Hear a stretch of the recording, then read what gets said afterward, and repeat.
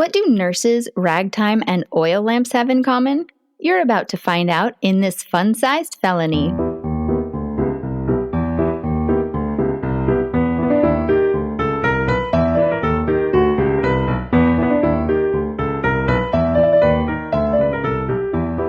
Welcome back to Forgotten Felonies. I'm Monica, and this is a fun-sized felony. Before we begin, no felony is ever fun. When I say fun-sized, I mean this story is short, not that the crime itself was light or trivial. And in this story, it's hard to even figure out what crime may have happened exactly, so just wait and you'll see what I mean.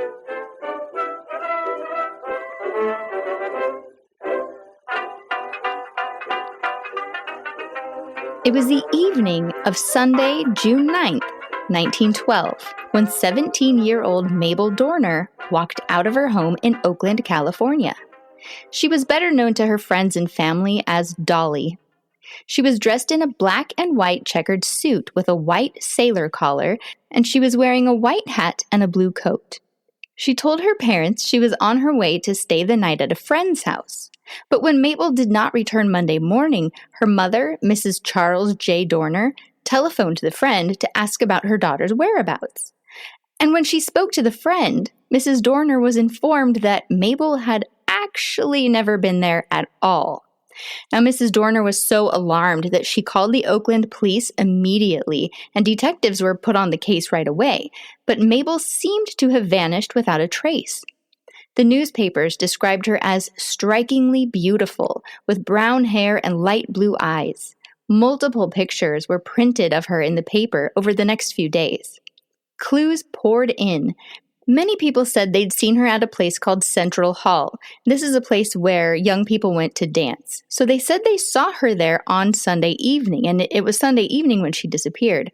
But her mother could not believe that she would have been there. And so, she appealed for everyone, please search for my daughter. Well, one article published on the morning of Wednesday, June 12th, said that Mabel's mother was keeping a lamp burning steadily in Mabel's room all night. She was keeping it near the window, holding a vigil, and she sat beside it waiting and listening for her only child to return. So her mom was just absolutely so distraught. Well, in that same article in the Oakland Inquirer, it also said that the authorities and her parents feared that she might be the victim of a white slaver. Now, that's what they called sex traffickers back in 1913, and this was a very real fear back in the day. Whether or not it was actually happening as much as they thought it was something that was just a huge fear. Everyone was so afraid of their young women being abducted and sold into the sex trade. As authorities dug deeper, they found out that Mabel had been to a dance on Saturday, the night before her disappearance. She was at a dance hall called Maple Hall. She had left the dance hall around 10 o'clock p.m. in the company of a tall man with a dark complexion. And according to dance hall officials, it's the same man who Mabel was seen with on Sunday night at the Central Hall. Now, Mabel was actually a very good dancer, and her mother now tells the paper that she regrets allowing Mabel to learn at all. She said that Mabel had begged and pleaded to take dance lessons, and finally her mom gave in because Mabel was an only child and, she really wanted her to be happy. Well, Mabel really wanted to learn how to rag. Now, this was a form of dancing that they did not allow at the Maple Hall, where she had been on the Saturday before she disappeared. And apparently, one or two men had been warned off the floor for attempting to rag, and one of those men is believed to be the man who left with Mabel Dorner that night. So ragging was I guess it wasn't new at the time, but it was this shameful sort of dancing that was popular at the time. So any of those animal-related dances like the turkey trot, the grizzly bear, the bunny hug, fox trot, kangaroo hop, duck waddle, chicken scratch, and horse trot. All of those are considered rag dances, and they all involved close partner holds and lots of energy. And so they were really kind of outrageous for the times. There was a lot of social outrage, and so there were many dance halls that completely banned that kind of dancing. So the Maple Hall, where she was on the night before she disappeared, they had completely banned it. Well, on Wednesday morning, Mrs. Dorner was so distraught and so sleep deprived from keeping her vigil, all night for her daughter, for night after night, she actually attempted to jump out of a window to kill herself. So, her daughter's been gone for 3 days now, and she doesn't know what to do. And honestly, they thought that she was probably dead. There are articles where her mom was saying, it's hard to believe she could be alive right now, because why else would she not be here? So she attempted to jump out of a window to kill herself, but her husband, he had, grabbed a hold of her and he held her in his arms until she had calmed down enough for him to take her to the bedroom. Now, seemingly out of nowhere, on Wednesday afternoon, 17-year-old Mabel Dorner mysteriously reappears. Huh? Okay, she shows up. She was brought to her house by a strange woman who claimed to be a nurse. And then that woman left without even giving her name or any clue at all as to her identity. Goodbye. Now, oddly, Mabel was incredibly incoherent. She could not even give a clear account of her wanderings, where she'd been since she had left the house on Sunday. Now, what she did tell them was strange, and apparently it's just what she had been told herself. She said that she was found on the streets of San Francisco, 22 miles away from Oakland, suffering from a sudden fainting illness, and some rich woman had come across her and rescued her and put her in a private hospital. And by that evening, at home with her parents, Mabel Dorner had lost consciousness. That's what it said in the paper. On Thursday, she was under the care of Dr. W.S. Beckwith, and when she regained consciousness, she still could not tell them anything that had happened between the time she left Sunday evening and the time she had returned Wednesday afternoon. Not even any details about the hospital where she had been taken. Now, because she had been returned, the police just dropped the case altogether. Mr. Charles Dorner, though, her father, he hired private detectives because he wanted answers. Mabel's father himself spent hours on Thursday going to every hospital and sanitarium in San Francisco to find where his daughter had been taken, but no facility had taken care of her. None of them. He really started to think that maybe she had fallen into the hands of some really bad people and had possibly been drugged. But the police, they had some suspicions about her story. So it turns out there was a girl and a man who had gotten a room at an Oakland lodging house on Sunday night. They had reserved the room for a whole week. Well, on Monday or Tuesday, the man left. Okay, he disappears, but the girl is still there. And then Wednesday afternoon, the girl left because she didn't have any money. I guess the guy had been paying and he left. So she didn't have any money to continue paying for this room. And the girl matches the description of Mabel Dorner to a T. And so that unknown girl left the lodging house right around the same time that Mabel reappeared at home. And then that's it. There's nothing more about this investigation or who took Mabel Dorner in June of 1912. But when I kept searching, I found something very odd from the following December, just 6 months later. Police were looking for another missing girl, Rose Alves. On December 13th, they were contacted by the owner of a little drugstore on Kearny Street and were told that a girl matching Rose's description had come in and left a package there. She was due to come back for it the following day. The police waited and watched all day on December 14th, and when she arrived, they grabbed her. But it turned out to be none other than Mabel Dorner. It turns out she had disappeared from her home again on December 3rd of 1912. So she had been gone again, but for 11 days this time. Now, when they looked into it deeper to find out where she had been all this time, they found out she'd been living at the Grand Union Hotel and had been visited by a man there several times. So what is going on? Now, of course, at this point, I'm wondering why there weren't any headlines about Mabel's second disappearance. It was such a shock in June that her mother almost committed suicide. Yet here we are in December, and there's literally no reporting over the ordeal whatsoever. This one feels different, and it makes you wonder, what changed? And then again, nothing. No word of Mabel Dorner in all of 1913, and nothing through most of 1914 until we get to September 17th. I found a notice in the paper saying that Mabel E. Dorner, age 20, was getting married to Gabriel Girard, age 35. 2 months later, after their wedding, well, actually, it was 3 days shy of 2 months later, Gabriel Girard is charged with a crime. It was November 14th of 1914. On March 1st of 1915, so exactly 3.5 months after the arrest, he was sentenced to 6 years at San Quentin. A year and 4 months later, on July 27th of 1917, Mabel E. Girard filed for divorce from Gabriel Girard on the grounds of him having been convicted of a felony. And I am so glad that I opened up more than one of those divorce notices, because the first one I read didn't mention the felony. So I could have missed this altogether. Now, that divorce wasn't fully granted until 1919.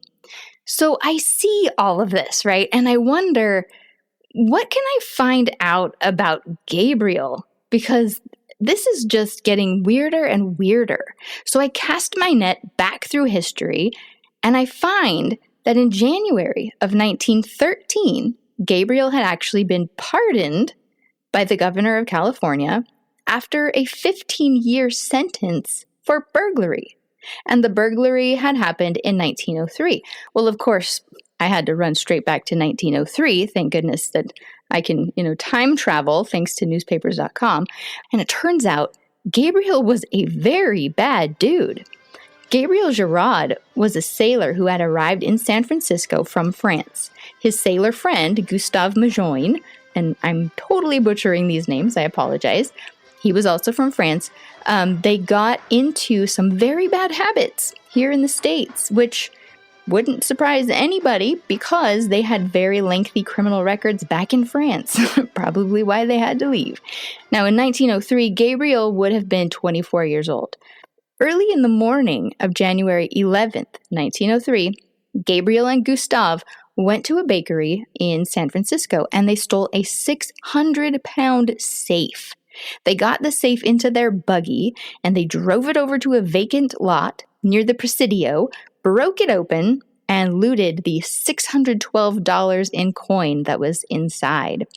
When he was arrested, they found letters, in his house and stuff, from a brother of his in France, in which the brother was requesting that Gabriel send him a couple different specific poisons that were not available in France. And it became clear that Gabriel came from a family of criminals. So yes, bad Gabriel from France gets sentenced for burglary in 1903. He's paroled in 1910, which means he's not free and clear. He's not done with his sentence. He just gets to be out and serve the rest of his sentence in the community. Then Mabel Dorner goes missing in June of 1912 for 3 days. And then again, she went missing in December of 1912 for 11 days. Gabriel's sentence expired in December of 1912. What that means is he reached the end of his sentence. And so at some point, the parole board probably had shortened his sentence from 15 years to 9 years. But then the governor decided to fully pardon him in January of 1913. So what this means is he was no longer a felon. They completely wiped it clean and said, we absolve you of all sin, right? And so you have full citizenship, you have all your rights back, you can vote, you can drive, whatever it was that he did not have before as a felon, he now has. He can do these things again. So yeah, January of 1913, he's free and clear. He's an upstanding citizen. And then he married Mabel in September of 1914. And then what do you know? In November of 1914, he's charged with another felony. And this one is a very serious felony. This one sheds some light on some stuff, you guys. So this one's way more serious than burglary. Now, you may be wondering what this crime might be. And I purposely didn't tell you until now. This crime is pandering. Now, when I first saw this, I didn't know what pandering was. I thought maybe he was standing on a street corner begging for money. I did not know what it was. It was the last thing I looked up when I was preparing this episode, and then I was like, oh my gosh, eureka, right? It was my eureka moment. Pandering in legal terms involves persuading, convincing, luring, enticing, or arranging for someone to become or remain a prostitute, often for financial gain, but distinct from pimping. Pandering focuses on recruitment and persuasion, while pimping involves controlling the prostitute and taking their money. So it's a very serious sex crime. It's usually a felony, and it covers actions like coercing someone into prostitution, or soliciting clients for them, or setting up situations for them to practice prostitution. So I found some examples of pandering acts: using threats or promises to get someone into prostitution, soliciting clients for a prostitute, providing transportation for prostitution, or encouraging a partner to become a prostitute. So knowing all of this about Gabriel Gerard, it changed my perspective on Mabel's story. Suddenly, that 3-day disappearance in June of 1912, it looked a little different. And so did the nurse, that brought her home, if she was a nurse. So did the amnesia, which I'm putting in air quotes right now. And maybe Mabel's parents' original fear that she had been, taken by some white slavers, maybe it wasn't all that far off. Now, let me be clear. There is no proof, there's none, that Mabel Dorner was trafficked. There is no document tying her disappearance directly to Gabriel Gerard. There's, no record explaining who the nurse was. There's no solid evidence to say that her story was a lie at all. But you have to admit that this disappearance was strange. Her return was strange. And then the utter quiet surrounding the second disappearance and her being at a hotel. It just feels really, really loaded. And yeah, then years later, the much older man she married, who is a pretty bad dude, is convicted of pandering. It just really makes me wonder. And I'm sure all of you listening are connecting the dots the same way I am. I don't know if I even have to spell it out. But, he was out already from prison. And I just feel like maybe they met. She may have been groomed. Yep. Yeah.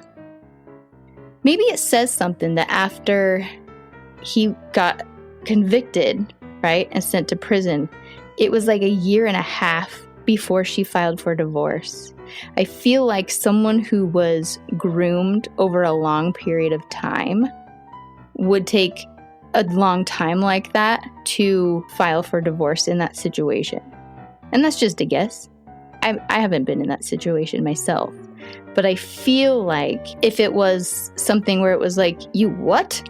Who are you? I had no idea that you were even that type of a person. I feel like maybe it would be a faster severing of the tie. I don't know. Anyway, I would love to know your thoughts. Anyone? So, if you're listening on YouTube, leave a comment. I would love to know. I'd love to know your thoughts. This is just such a head scratcher. Wow. But yeah, there's nothing beyond that. There's nothing. I can't even find where either of them are buried. I can't find if she ever got married again or had kids. There's nothing. I got nothing. So, there you have it. There you have the very mysterious disappearance and return of Mabel Dorner.